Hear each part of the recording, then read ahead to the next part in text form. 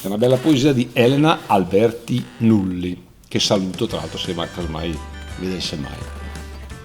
I Cul Martei. Gloriat, in del paese de Francio Curto, un prete, un forestier, che lui parlava tusca, ascoltarlo era una bellezza, ma era una begata andasse a confessare. I scetuli de anti, de tre le fonne, e tutti quanti erano più agitati del di parlare italiano che non cantare i peccati.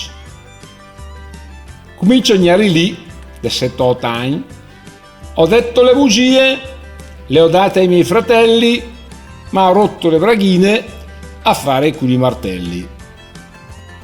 E tutti sceci, e messo ai peccati degnari, confessato tra bossi e furtarei, anche sto peccatù è un gran grosso, l'ho fatto i Cul Martei. E il prete, incuriosito, e grissa al gnaro, ma fammi un po' capire, che sono i Cul Martelli? E il gnaro, entusiasmato, che parniero, zola il confessionare e via, curò il tapè.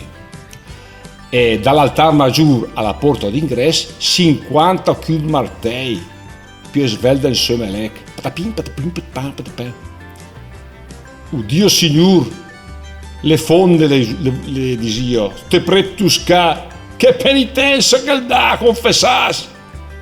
Ed è la cesa, in fressa, da tutte le bande, le cor a ca le fonne, a mettere le mudande.